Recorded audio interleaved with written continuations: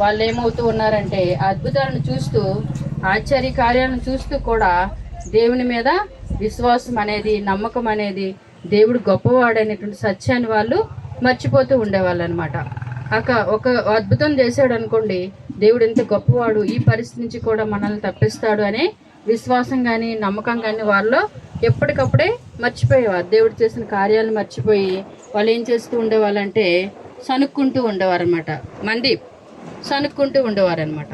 ఉండడం వలన ఏమవుతూ వచ్చిందంటే దేవుని యొక్క కార్యాలని వాళ్ళు చూస్తూ కూడా ఏమైపోతూ వచ్చారు, వాటిని అనుభవించలేకుండా అయిపోయిన పరిస్థితి వచ్చిందనమాట.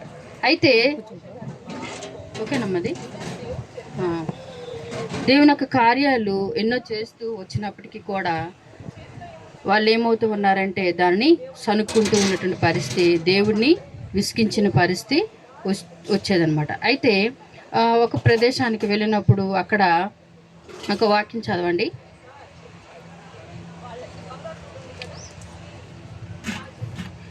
నిర్గమాకాండం 17వ అధ్యాయం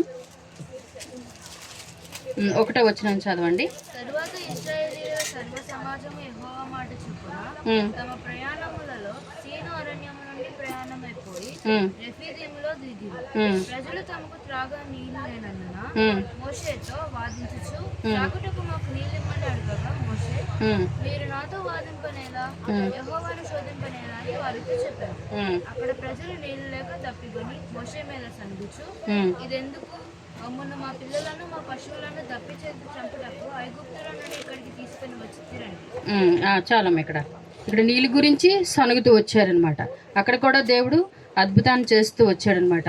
మరలా ఆహారం కోసం అడుగుతూ వచ్చారనమాట. మాకు అక్కడ ఐగుప్తులు ఉన్నప్పుడు మంచి ఆహారం తినేవాళ్ళం, అవన్నీ చాలా ఉంటూ వచ్చాయి. అట్లా ఉండేవాళ్ళం. ఇప్పుడు మాకు ఆహారం లేదంటే దేవుడు ఏం చేస్తూ వచ్చాడంటే వాళ్ళకి మన్నాని కురిపిస్తూ వచ్చాడనమాట. మన్నా దేవదూతల యొక్క ఆహారం. అట్లాంటి ఆహారాన్ని ఇశ్రాయేలు ప్రజలకు దేవుడు అనుగ్రహిస్తూ వచ్చాడనమాట. అట్లానే ఈ 17:6 ఒకసారి చదవండి.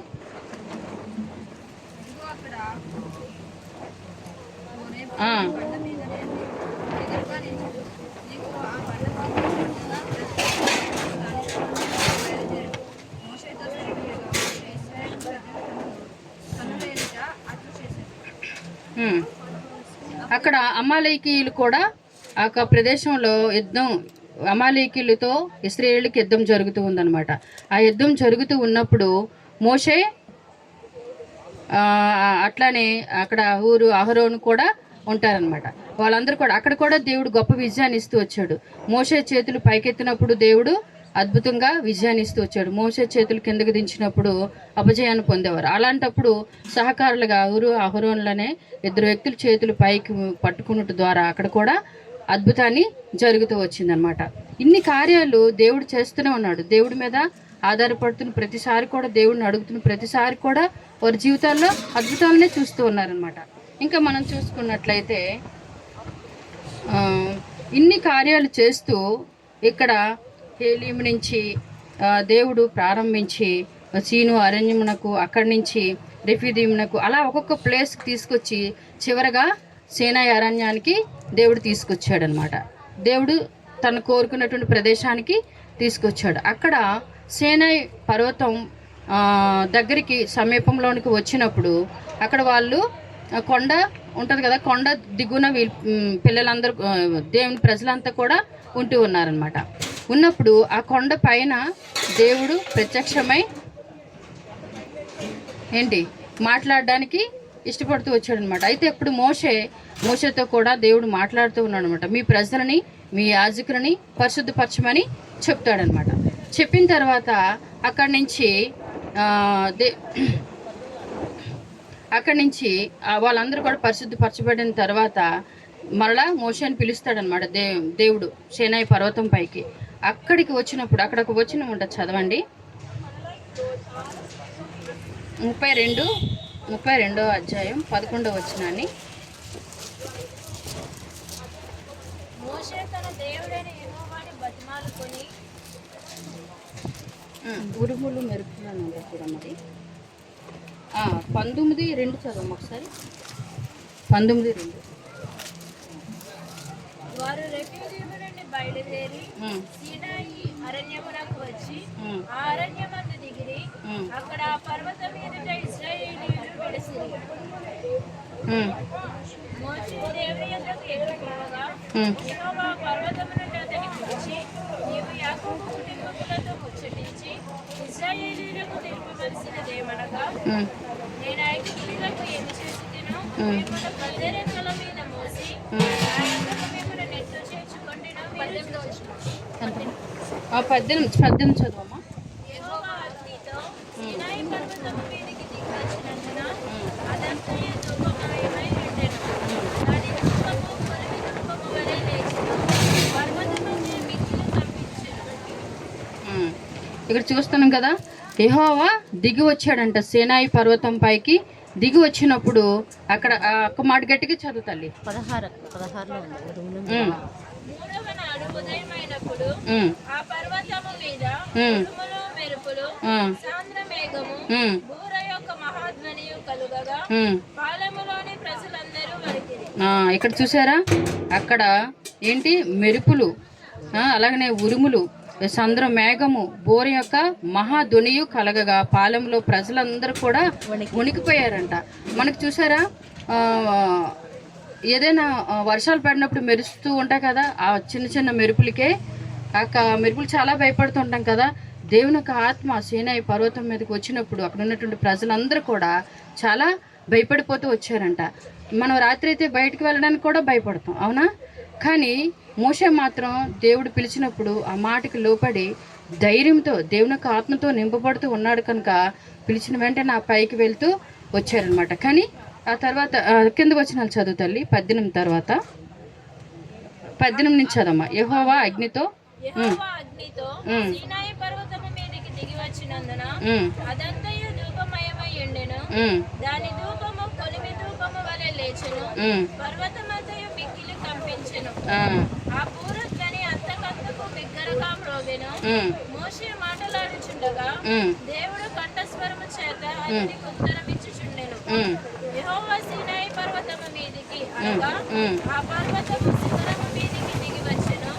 యెహోవా పర్వత శిఖరము మీదికి రమ్మని మోషేను పిలవగా మోషే పోయెను.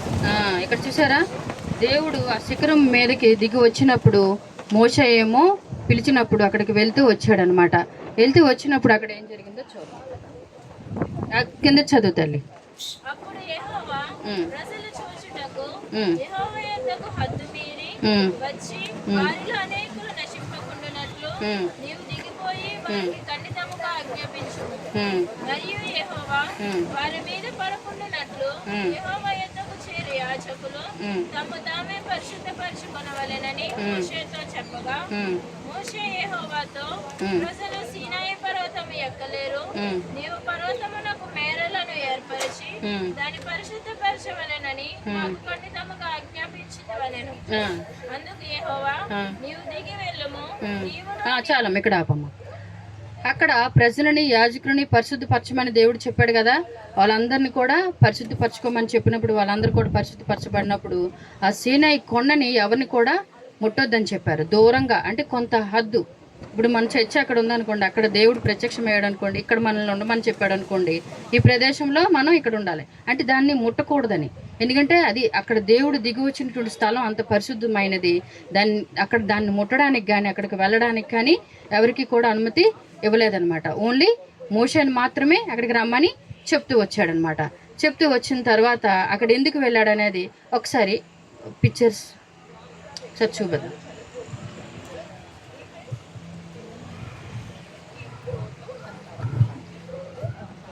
ఫస్ట్ చూపించాలి దేవుడు దిగి వచ్చింది సీనాయి.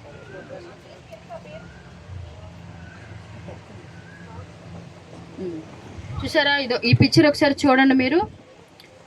సీనాయి పర్వతం మీదకి దేవుడు దిగి వచ్చినప్పుడు ఆ శిఖరం పైన చూసారా ఎట్లాంటి మెరుపు ఎట్లా ఉందో. ఎలా ఉంది? ఎలా ఉంది? చల్లగా మబ్బుగా ఉందా? ఎలా ఉంది? అగ్నిలా కనిపిస్తుంది కదా. కిందన ప్రజలు ఏం చేస్తున్నారు? ఎంత దూరంలో ఉన్నారు? చాలా డిస్టెన్స్ ఉంది కదా. దగ్గరగా ఉన్నారా? చెప్పిన మాట విని దూరంగానే ఉన్నారు కదా. చూసారా, వీళ్ళంతా కూడా ఇశ్రాయేలు ప్రజలు. ఇక్కడ దేవుని యొక్క ఆత్మ దిగి వచ్చి మోషే ఆ ప్రదేశానికి వెళ్ళడానికి సిద్ధంగా ఉన్నాడనమాట. నెక్స్ట్ పిక్చర్ చూడండి. అక్కడికి వెళ్ళినప్పుడు అది కూడా చూపించు, అది తర్వాత చూపిద్దాం, తర్వాత అది అక్కడికి మోషే వెళ్తాడనమాట. చూసారా ఎలా వెళ్తున్నాడో, చూసారా. వెళ్తూ ఉన్నప్పుడు అక్కడ దేవుడు మోషేతో మాట్లాడతాడనమాట.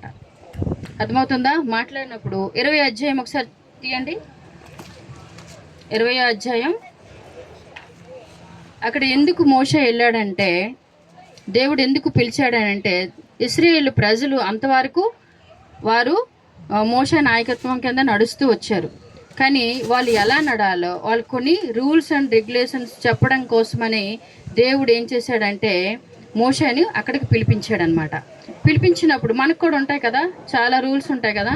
ప్రభుత్వం మనకి కొన్ని ఆంక్షలు పడతారు కదా. ఏంటంటే 1 వేలో వెళ్ళాలి, లేకపోతే 18 years ఉండాలి, వాళ్ళకి లైసెన్స్ ఉండాలి, ఇట్లా కొన్ని ఉంటాయి కదా. మనం కూడా ఈ లోకంలో అనుసరించడానికి ఉండవా? ఉంటాయి కదా. ఒక్కొక్క జాబ్కి ఎంత ఏజ్ ఉండాలని కొన్ని పెడతారు కదా. అట్లానే మనం ఈ లోకంలో బ్రతకడం కోసం అట్లాంటివి ఉన్నాయి. అయితే ఇశ్రాయేలు ప్రజలు ఆ దినాన్న వాళ్ళు కూడా సరైనటువంటి త్రోవలో, సరైన మార్గంలో దేవుణ్ణి వెంబడించి నడిచేటట్లుగా, దేవుడికి ఇష్టమైన వారిగా జీవించాలని అంటే వారికి కూడా కొన్ని హద్దులు, లేకపోతే కొన్ని మంచి విషయాల్ని దేవుడు చాలా ఆజ్ఞలు దేవుడు రాసి ఇచ్చాడు. కానీ అందులో ప్రాముఖ్యమైనవి వాళ్ళు అనుసరించవలసినవి ఏంటనేది అక్కడ 10 commandments. ఈరోజు పాట పాడాం కదా 10 ఆజ్ఞల గురించి. పాడమలేదా? గుర్తుందా? మర్చిపోయారా? దేవుణ్ణి అనుసరించి నడవటానికి దేవునికి సంబంధించినవి 4 ఆజ్ఞలు, మనుషులకు సంబంధించినవి 6 ఆజ్ఞలు అనమాట. మొత్తం ఎన్ని? 10 ఆజ్ఞలు. ఇక్కడ చూసారా, దేవుడు తన చేతి రాతతో, దేవుడే తన సొంత చేతితో రాసినటువంటి ఒక రాతి పలకలు అనమాట. చూసారా అవి ఎలా రాసి ఉన్నాయో? చూసారా లేదా? చూడలేదా? మాట్లాడండి, రెస్పాండ్ అవ్వండి. చూశారు కదా, ఒకసారి చూపించక్క, ఓకేనా? అయితే దేవుడు ఇచ్చినటువంటి ఆ ఆజ్ఞలని ఎందుకు ఇచ్చాడు దేవుడు? వాటిని పాటించకుండా వాటిని విడిచిపెట్టి పక్కన పడేమన్నా? పాటించమని ఇచ్చాడు. అయితే మోషే అక్కడ 40 రాత్రు పగళ్ళు అక్కడ దేవునితో గడిపిన తర్వాత దేవుడు ఒక 10 ఆజ్ఞలు అనేవి మోషేకి ఇవ్వబడుతూ వచ్చాయన్నమాట. ఓకేనా? తర్వాత ఒక ఆజ్ఞలు అక్కడ ఇంకే ఉంటుండగానే కిందని వాళ్ళు ఏం చేస్తూ ఉన్నారు తెలుసా? ఇశ్రాయేలు ప్రజలంతా కూడా ఒక 4 ఐగుప్తు నుంచి వచ్చారు కదా. వచ్చిన తర్వాత ఎవరు నడిపిస్తూ వచ్చారు? వారికి నాయకుడిగా ఎవరున్నారు? మోషే ఉన్నాడు కదా. అంతవరకు ఓకే. ఆ తర్వాత వాళ్ళు మోషే అక్కడ లేడు కదా, వాళ్ళ దగ్గర ఉన్నాడా? ఇప్పుడు ఈ 40 దినాలు కూడా 40 రాత్రులు 40 పగళ్ళు ఎక్కడున్నాడు? దేవుని దగ్గర సేనాయి పర్వతం పైన ఉంటూ వచ్చాడనమాట. ఉంటూ వచ్చినప్పుడు మరి వీళ్ళకి ఎవరైనా నాయకుడిగా ఉన్నారు అక్కడ? లేరు కదా, ఇంకెవరు లేరు. దేవుడు ఏర్పాటు చేసుకున్న నాయకుడు ఎవరు? మోషే కదా. అక్కడ ఇంక నాయకుడు ఎవరు లేరు. అహరోన్ ఉన్నాడు కానీ ఆయన దేవుడు నాయకుడిగా ఏర్పాటు చేయలేదు. అక్కడ ఉన్నప్పుడు వాళ్ళు ఏమనుకున్నారంటే, మాకు దేవుడు లేడు, మాకు నడిపించడానికి నాయకుడు కూడా లేడు, మరి మేము ఎట్లా ఇక్కడ ఉంటాం? ఇందుకోసమైనా ఐగుప్తు నుంచి మమ్మల్ని విడిపించారా అని చెప్పి వారికి ఒక దేవుడు కావాలని చెప్పి వారు అక్కడ ఉన్నటువంటి ప్రజలు, ఇశ్రాయేలు ప్రజలంతా ఏం చేస్తారో తెలుసా? వారికి ఉన్నటువంటి బంగారాన్ని అంతా పోగు చేసి, ఆ పోగు చేసిందంతా ఒక దూడని చేసి, ఈ దూడే మనకి ఐగుప్తు నుంచి నడిపించిన దేవుడిగా ఉంటాడు, ఇక నుంచి ముందుకు ఇక తర్వాత కూడా మనల్ని నడిపించడానికి ఇక దూడే మనల్ని నడిపిస్తుందని చెప్పుకుంటూ ఏం చేస్తారు? దాన్ని చేసి దానికి సాగిలి పడుతూ వారు ఉత్సాహంతో సంతోషంతో కేకలు వేస్తూ వాళ్ళకి నచ్చినట్లుగా విచ్చలవిడిగా వాళ్ళు దాన్ని సేవిస్తున్నటువంటి వారుగా ఉన్నారనమాట. అట్లా ఉండొచ్చా? అది కరెక్టేనా? దేవుడికి ఇష్టమైన అలా ఉండడం కాదు కదా. అయితే వాళ్ళు అట్లా ఉంటే అప్పుడు దేవుడి దగ్గర ఇంకా మోషే ఉంటూ ఉన్నాడు. అక్కడ దిగి వస్తూ ఉన్నప్పుడు యెహోషువ చెప్తాడు అనమాట, ఏంటి ఆ సంతోషకరమైన ధ్వని ఏంటి, ఆ సంగీత ధ్వనులు ఏంటి అని అన్నప్పుడు మోషే అంటూ ఉన్నాడు అనమాట, అది సంతోషమైన ధ్వని కాదు, ఆనందమైన ధ్వని కాదు, అది దేవునికి విరోధమైనటువంటి ధ్వని అని చెప్తాడనమాట. అర్థమవుతుందా? దేవునికి ఇష్టం లేని కార్యాలు అక్కడ చేస్తూ ఉన్నారు అని ఎలా తెలిసింది? దేవుని యొక్క ఆత్మతో ఎవరు నింపబడ్డారు? మోషే నింపబడ్డాడు. కాబట్టి అట్లా చెప్తూ ఉన్నప్పుడు చూపుతాం, అలా చెప్తూ ఉన్నప్పుడు వెంటనే కిందకు వచ్చి చూసేసరికి వాళ్ళంతా కూడా ఆ దూడను పెట్టుకొని నాట్యమాడుతూ ఇష్టానుసారంగా ఉంటూ ఉన్నారనమాట. అలా ఉండొచ్చా? ఉండకూడదు. అయితే చాలా కోపం వచ్చింది మోషేకి. ఎంత కోపం? చాలా కోపం వచ్చింది. దేవుని సొంత చేతితో రాసింది. ఎవరైనా మీకు ప్రిన్సిపల్ సార్ కానీ మేడం కానీ ఒక సైన్ పెట్టి మీకు ఇచ్చారనుకో, మీరు ఎలా పెట్టుకుంటారు దాన్ని? చాలా ఫైల్లో పెట్టుకుని చాలా జాగ్రత్తగా చూసుకుంటారు కదా, ఇష్టంగా చాలా మెమరబుల్గా ఉంచుకుంటారు కదా. అయితే దాన్ని వీళ్ళొక దేవుని యొక్క పరిశుద్ధతను అపరిశుద్ధంగా చేశారని చెప్పి కోపం వచ్చి మోషే ఏం చేశాడు? ఆజ్ఞల్ని కింద పడేశాడనమాట. ఆజ్ఞలు ఒకసారి చూపించండి, అది పిక్చర్ చూపించండి అక్క. 10 ఆజ్ఞలు కూడా ఏం చేశాడు? కింద పడేశాడనమాట. పడేసినప్పుడు రాతి పలకలు రెండిట్ల మీద ఎన్ని ఆజ్ఞలు ఉన్నాయి? 10 ఆజ్ఞలు కలిగిన పలకని కింద పడేశాడనమాట. పడేసినప్పుడు ఏమవుతూ వచ్చిందో తెలుసా? అక్కడ చూసారు అవి 10 ఆజ్ఞలు.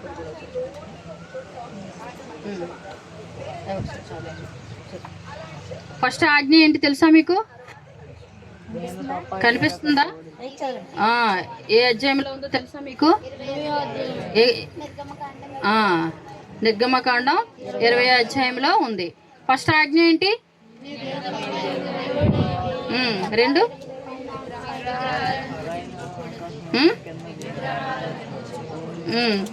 3 వ్యర్థంగా వచ్చిరింపకూడదు. 4వది ఏంటి? విశ్రాంతి దినమును పరిశుద్ధంగా ఆచరింపవలను. ఓకేనా? 5వది ఏంటి?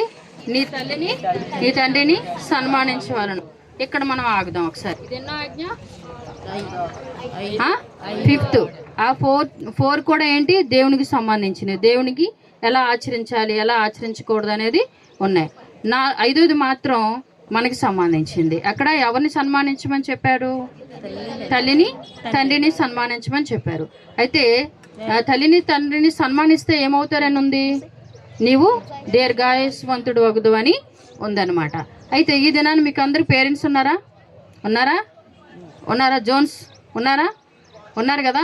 మీ తల్లిని తండ్రిని సన్మానించమంటే రోజు చైర్ పెట్టి వాళ్ళని కూర్చొని పెట్టి వాళ్ళకి ఒక సాల్వా కప్పి ఒక దండ వేయడమా? సన్మానించడం అంటే అది కరెక్టే, కానీ అది కాదు. ఏంటి?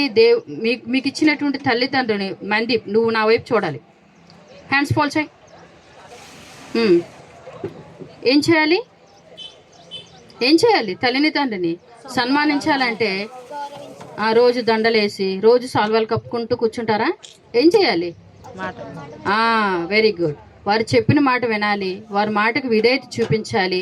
వారు ఏవైతే ఆత్మీయమైన విషయాలు చెప్తూ ఉన్నారో, ఇలా చేయకూడదు, ఎలా ఉండాలి అని మీకు చెప్తుంటారు కదా. మార్నింగ్ లేవాలి, ప్రార్థన చేసుకోవాలి, బైబిల్ చదవాలి. వారు ఏదైతే చెప్తూ ఉన్నారో చెప్తున్నటువంటి ప్రతి రిస్ట్రిక్షన్స్ మీరు పాటిస్తే మీరు ఏమవుతారో తెలుసా? ఎవరిని గనపరిచినట్లుగా, మీ తల్లినే తండ్రినే కాదు, దేవుని కూడా గనపరిచినట్లుగా. దేవుడు కూడా మిమ్మల్ని ఏం చేస్తాడు? బ్లెస్ చేస్తాడు, చేయడా? తల్లిదండ్రుల్ని మీకు ఒక దేవుని రూపానికి ప్రతిరూపంగా ఈ లోకంలో మీకు ఉంచుతూ వచ్చాడు. మీకు ఎంత అదృష్టం, ఎంత గొప్ప ఆధిక్యత. లేకపోతే ఎవరి సంరక్షణలో మీరు పెరుగుతారు? ఎవరు మిమ్మల్ని పట్టించుకుంటారు? చాలామంది తల్లిదండ్రులు లేకుండా పిల్లలు ఉంటారు కదా, చిల్డ్రన్ హోమ్స్ బయట ఉంటాయి కదా, అందులో పెరుగుతూ ఉంటారు. వాళ్ళకి పేరెంట్స్ ఉండరు. ఎవరైనా ఒకరు వెళ్ళి వాళ్ళకి హెల్ప్ చేస్తూ, బట్టలు ఇస్తూ, లేకపోతే ఫ్రూట్స్ ఇస్తూ, ఫుడ్ పెడుతూ ఉంటారు. అట్లాంటి పరిస్థితి ఏదైనా మనకుందా? లేదు కదా. చాలా హ్యాపీగా ఉన్నాం తల్లిదండ్రుల యొక్క సంరక్షణలో. మరి వాళ్ళు చెప్పిన మాట ఎందుకు వినరు? వారు చెప్పినట్లుగా ఎందుకు చేయరు? మీ మేలుకే కదా అన్నీ సమకూరుస్తూ ఉన్నారు, అవునా కదా? మీరు ఇప్పుడు అవనస్తులుగా ఉన్నారు. మీకు ఎక్కువగా ఏమనిపిస్తుంది అంటే, ఏ విషయం మంచి చెప్పినా అస్తమాటికి అదే చెప్తారు, అలానే మమ్మల్ని విసిగిస్తారు అని అనుకుంటారు కదా. ఎప్పుడు ఎవరు కూడా అలట్లా మీరు విసిగిపోవద్దు. చెప్తున్నటువంటి మాటకి ఎవరైతే విధేయత కలిగి ఉంటారో మీరేమవుతారో దేవుని వాక్యంలోనే ఉంది, మిమ్మల్ని దీర్ఘాయువంతులుగా దేవుడు చేస్తాడంట. చూసారా ఎంత గొప్ప ఆధిక్యతో?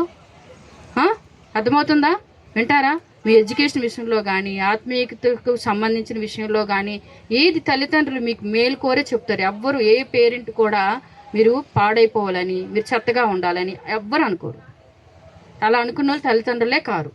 అలానే ఎవ్వరు అనుకోరు. మీరు మంచిగా ఉండాలని, మంచి ఉన్నతమైన స్థానంలో ఉండాలని తల్లిదండ్రులు, ప్రతి తల్లిదండ్రులు వారి స్థాయిలు ఏ స్థాయి అయినా కానీ వారికన్నా మించే బాగుండాలనే కోరుకుంటారు. కాబట్టి మీ తల్లిదండ్రుల మాట ఏం చేయాలి? గౌరవించాలి, వినాలి, విధేయత కలిగి ఉండాలి. అర్థమవుతుందా? అక్కడ మోషే కూడా దేవుడి మాట విన్నాడు, విధేయత కలిగి ఉన్నాడు. అందుకే గొప్ప నాయకుడిగా చేయబడుతూ వచ్చాడు. అర్థమవుతుందా? అట్లానే 6వది, 7వది, 8వది, 9వది. ఇక్కడ మనం ఒక్కసారి ఆగుదాం. అబద్ధాలు ఆడుతున్నారా? ఈజీగా అబద్ధాలు చెప్పేస్తాం కదా, చిన్న చిన్న విషయాలకే ఈజీగా. ఈరోజు వాక్యాలు చదువుంటే అంటే అస్సలు నాకు టైం ఖాళీ లేదంటే వాక్యం చదవడానికి అని చెప్పేస్తారు కదా. అట్లా అబద్ధాలు ఆడకూడదు. ప్రకటన గ్రంథంలో ఉంది, అబద్ధాలు ఆడితే పరలోకంలో నరకంలోనికి మనల్ని పడద్రోయపడతాం. అబద్ధికులందరూ కూడా, మాంత్రికులు, అబద్ధికులు అందరూ కూడా అబద్ధాలు అస్సలు మీరు చెప్పకూడదు. అర్థమవుతుందా? 10వది ఏంటి? ఎవరిది ఏది కూడా మనం ఆశించకూడదు. ఈ 10 ఆజ్ఞలు కూడా మీరు గుర్తుపెట్టుకోవాలి. ఇందులోని ప్రాముఖ్యమైనవి అన్నీ అవసరమే, కానీ కొన్ని మాత్రం మనం చెప్పినవి చాలా అవసరం. ఓకేనా? అర్థమవుతుందా? తర్వాత అంతేకాకుండా చివరిగా మనం వచ్చేసాం. దేవుడు అక్కడ సీనాయి పర్వతం మీద ప్రత్యక్షమయ్యాడు. ఎవరికి? మోషేకి. తర్వాత అక్కడి నుంచి ఇంకొంచెం దగ్గరికి వచ్చాడు అనమాట. ఏమనంటే, నేను నివాసం చేసినట్లు నా కోసం ఒక మందిరాన్ని నిర్మాణం చేయమని చెప్పాడు మోషేకి. చెప్పినప్పుడు మోషే ఏం చేశాడు? ఆ మాట విని ప్రత్యక్షపు గుడారాన్ని నిర్మాణం చేయటానికి ఏర్పాటు చేస్తూ వచ్చాడనమాట. ఒకసారి తీయండాక ఒక ప్రత్యక్షపు గుడారం అంటే ఫస్ట్ ఎక్కడ కనిపించాడు? పొదలో, హోరేబు పర్వతం పైన పొదలో కనిపించి మోషేతో మాట్లాడాడు. సెకండ్కి ఎక్కడ కనిపించాడు? చెప్పండి. సీనాయి పర్వతం పైన. మూడోదిగా ఇంకా అక్కడి నుంచి ఆ కోణ నుంచి అలా వచ్చి మూడోదిగా ఎక్కడికి రావాలనుకుంటున్నాడు? ఈ ఇశ్రాయేలు ప్రజల మధ్యకి నేను వచ్చి నివాసం చేయాలనుకుంటున్నాను, మీ మధ్య నా కోసం ఒక మందిరాన్ని నిర్మాణం చేయమని చెప్తూ వచ్చాడనమాట. ఆ ఏర్పాట్లన్నీ వేరే అయినప్పటికీ కూడా దేవుడు ఏం చేస్తూ వచ్చాడంటే చూపించు ప్రత్యక్షపు గుడారాన్ని ఇట్లా నిర్మాణం చేస్తూ వచ్చారనమాట. చూసారా? మొదటి ఆవరణంలోనికి ఏముంటూ ఉన్నాయంటే ధూపవేదిక, దహన బలిపీఠం, అలానే గంగాలం దగ్గరికి వెళ్ళి కాలు కడిగించుకొని అక్కడ దహన బలిని అర్పిస్తారనమాట. ఓకేనా? తర్వాత ఇంకోటి ఉంటుంది, చూపించండి.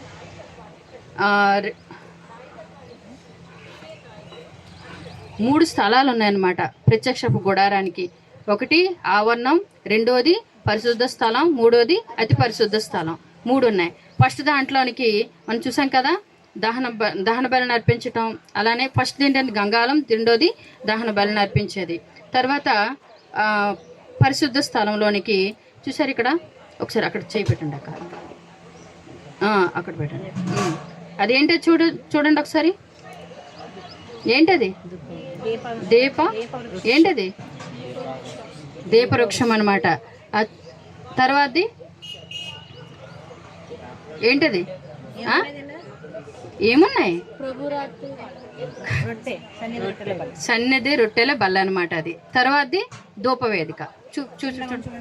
చూసారా? ధూపవేదిక. ఆ 3 ఎక్కడ ఉంటాయి? ఆవరణంలో ఏముంటాయి? గంగాలం, దహన. ఓకే. మూడోది అతి పరిశుద్ధ స్థలంలోనికి. ఇక్కడ ఈ స్థలంలోనికి, పరిశుద్ధ స్థలంలోనికి యాజకులు మాత్రమే వెళ్తారనమాట. ఆవరణంలోనికి ప్రజలందరూ వెళ్తారు, కానీ అతి పరిశుద్ధ స్థలంలోనికి యాజకులు మాత్రమే వెళ్తారు. అతి పరిశుద్ధ స్థలం కూడా ఉంది, అదొకటి చూపించండి. ఇది చూపించండి. ఇక్కడ చూసారా? ఇవన్నీ ఇది holiness place. Okay, most holiness place. ఓకేనా? అక్కడ చూసారా, అక్కడ అక్కడ ఏంటది చెప్పండి. దేవుని యొక్క మందసం ఉంది. అతి పరిశుద్ధ స్థలంలో ఏముంటుంది? మందసం ఉంటుంది అనమాట. అక్కడికి ఎవరు వస్తారు? దేవుడే దిగి వస్తాడనమాట. వచ్చినప్పుడు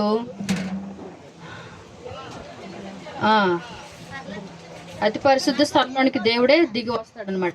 వచ్చి వారితో మాట్లాడుతుండే. అక్కడికి ఎవరు వెళ్తారు తెలుసా? ఎవరు వెళ్తారు? యాజకుడు వెళ్తాడు, ప్రధాన యాజకుడు వెళ్తాడు.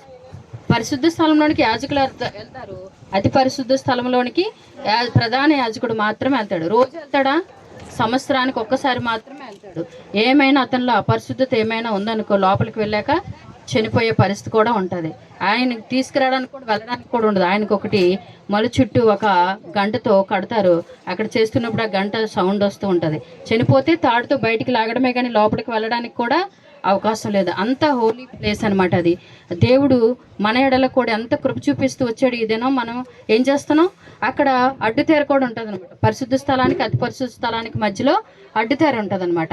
అడ్డుతెర కూడా పైనుంచి కిందకి చిరిగిందిగా ఉంది. ఎలా చిరిగింది? ప్రభు అయిన తండ్రి అయిన దేవుడు తన యొక్క ప్రియమైన కుమారుని మన కొరకు ఈ లోకానికి పంపించడం ద్వారా ఏమవుతూ వచ్చింది? తను కార్చిన రక్తం ద్వారా ఏమవుతూ వచ్చింది? మనం పొందవలసిన శ్రమలన్నీ ఆయన పొంది ఏమైతే వచ్చిందంటే, మనకి తండ్రికి ఉన్నటువంటి ఆ అడ్డు గోడని లేకపోతే అడ్డు తెరని దేవుడు ఏం చేస్తూ వచ్చాడు? తీసివేసి డైరెక్ట్గా తండ్రి అని మనము ప్రార్థన చేస్తున్నాం, ఆరాధన చేస్తున్నాం, డైరెక్ట్గా వెళ్ళగలుగుతూ ఉన్నాం. కానీ వాళ్ళకి ఆ దినాల్లో అవకాశం అనేది లేనే లేదనమాట. ఎందుకంటే వాళ్ళకి అన్ని రిస్ట్రిక్షన్స్తో కూడినటువంటి నిబంధనలు ఉంటూ వచ్చాయన్నమాట. మనకి ఈ రోజులకు ఉన్నాయా? లేవు కదా. అట్లాంటివి ఏవి కూడా లేవు. డైరెక్ట్గా వెళ్తున్నాం. అందుకే మనకి దేవుడు అంటే ఆషామాష, ఎగతాలు, ఎటకారం అంటే కదా.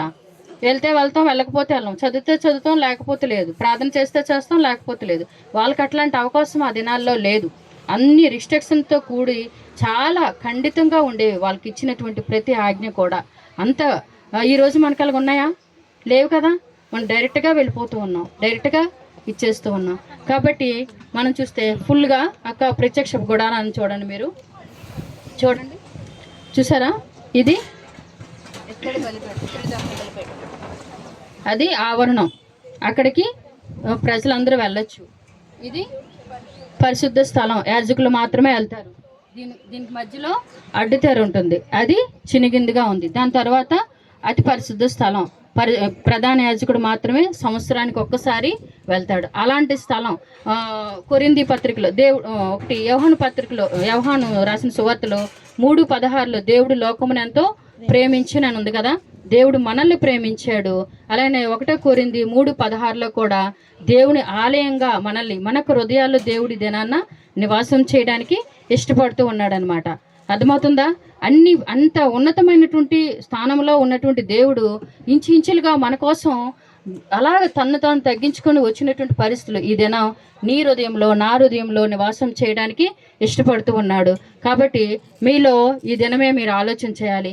యోహాను రాసిన మొదటి పత్రికలో 1:9 ప్రకారం మన పాపములను ఒప్పుకొని విడిచిపెట్టిన ఎడల ఆయన నమ్మదగినవాడు, నీతిమంతుడు కనుక మనల్ని క్షమించి ఏం చేస్తాడు?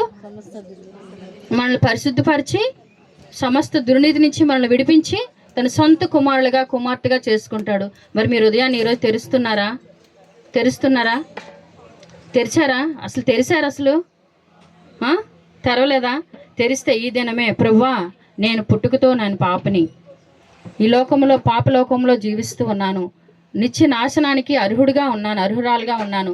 ప్రభువా, నన్ను క్షమించు, నా పాపాలన్నీ కడిగి పరిశుద్ధపరచు, నీ సొంత కుమారుడిగా నన్ను చేసుకో. అంత ఉన్నతమైన దేవుడువు, నా కోసం ఈ లోకానికి ఇంత దీనత్వంతో ఇంత నాకు సమీపంగా ఉంటూ వచ్చావు అని మీరు ఒప్పుకొని ప్రార్థన చేసినప్పుడు దేవుడు ఏం చేస్తాడో తెలుసా? ఏం చేస్తాడు? మీలో నివాసం చేస్తాడా? 1 కొరింథీ 3:16 ప్రకారంగా దేవుని ఆలయమే ఉంది. ఆలయాలు ఎక్కడున్నాయి? మన సియోను మందిరం అక్కడ ఉంది. అక్కడ మీ మందిరాల్లోనే అవి కాదు. మన హృదయం అనే ఆలయంలో దేవుడు నివాసం చేయడానికి ఇష్టపడుతూ ఉన్నాడు. మరి మీరు సిద్ధంగా ఉన్నారా? మీ హృదయంలో దేవుడు నివాసం చేయాలని ఆలోచన చేస్తున్నారు, ఇష్టపడుతున్నారా? ఇష్టపడితే ఈరోజే మీరు మోకరించి చిన్న ప్రార్థన చేయండి. ప్రభువా, ఇంతవరకు నేను మిమ్మల్ని ఎరగలేదు, మీ గొప్పతనాన్ని తెలుసుకోలేదు, మీరు నా కొరకు చేసిన కార్యాన్ని ఎరగలేదు, నన్ను దయచేసి క్షమించండి. ఈ పాప లోకంలో నుండి నాకు పుట్టుకతో నేను పాపిని అని మీరు ఒప్పుకొని నరకం నుంచి నన్ను తప్పించండి. మీ సొంత కుమారుడిగా నన్ను అంగీకరించండి. పరలోక రాజ్యానికి నన్ను వారసుడిగా చేయండి అని ఒక చిన్న ప్రార్థన మీరు మోకరించి చేసినట్లయితే దేవుడు ఏం చేస్తాడు? మిమ్మల్ని మీ హృదయంలోనికి రావడానికి సిద్ధంగా ఉన్నాడా? ఇష్టపడతాడు. కాబట్టి మీరు మొదటి యోహాను 1:9 ప్రకారంగా మీరు మీ పాపాలను మీరు ఒప్పుకుంటే ఆయన నమ్మదగిన వాడు కనుక, నీతిమంతుడు కనుక మీ హృదయాల్లో నివాసం చేయడానికి ఇష్టపడుతూ ఉంటాడు.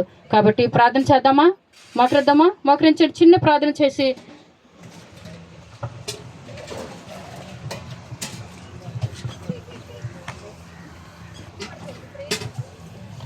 కళ్ళు మూసుకొని చేయండి. చిన్న ప్రేయర్ చేయండి. ఫాస్ట్గా చేసి ఆమెనని చెప్తే